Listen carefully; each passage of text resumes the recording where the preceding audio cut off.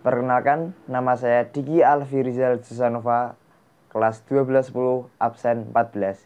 Di sini saya akan memaparkan pengayaan bahasa Indonesia kelas 10 materi teks biografi.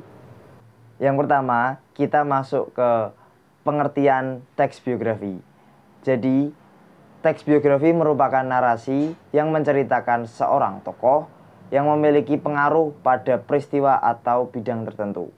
Teks ini biasanya ditulis oleh orang lain yang mencakup mulai dari tempat tanggal lahir tokoh tersebut lahir, perjalanan pendidikan, pencapaian hidup yang tokoh tersebut dapatkan, hingga keadaan tokoh itu sendiri saat ini. Teks biografi ini memiliki tujuan agar para pembaca mendapatkan inspirasi maupun motivasi dari perjalanan hidup atau pencapaian yang sudah didapatkan tokoh dalam teks itu sendiri. Selanjutnya kita akan membahas tentang struktur teks biografi. Teks biografi memiliki 3 struktur. Yang pertama ada orientasi, yang kedua peristiwa dan masalah, dan yang terakhir yaitu resolusi atau reorientasi.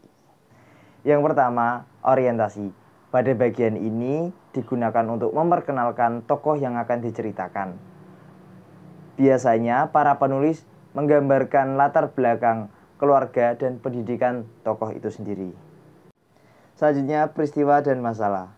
Pada bagian ini merupakan masa-masa terpenting bagi tokoh, termasuk masalah dan kesulitan yang dihadapinya. Namun, kita akan diceritakan bagaimana bijaknya tokoh tersebut mengambil keputusan untuk mengatasi masalah atau kesulitan yang dihadapinya. Yang terakhir, reorientasi. Sebetulnya pada bagian ini boleh dituliskan ataupun tidak, karena reorientasi berisi tentang kesimpulan berupa keteladanan, inspirasi atau motivasi dari tokoh yang diceritakan tersebut. Selanjutnya, kita akan membahas kaidah kebahasaan teks biografi. Yang pertama, menggunakan kata ganti orang ketiga tunggal. Contohnya yaitu dia, ia, dan beliau. Yang kedua, menggunakan kata kerja tindakan. Contohnya belajar, membaca, menulis, dan lain sebagainya. Kemudian yang ketiga, menggunakan kalimat deskriptif atau kata sifat seperti rajin, pandai, cerdas, dan lain-lain. Yang keempat, menggunakan kata kerja pasif, yaitu ditugaskan, dikerjakan, dipilih, diselesaikan, dan lain sebagainya. Yang kelima, menggunakan kata kerja mental seperti memahami, menyetujui, dan menginspirasi.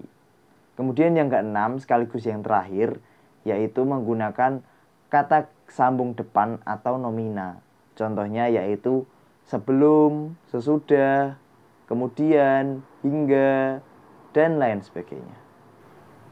Baik, selesai sudah pengayaan materi Bahasa Indonesia kelas 10 teks biografi dari saya. Bila ada salah kata, mohon maaf. Terima kasih telah menyimak sampai selesai.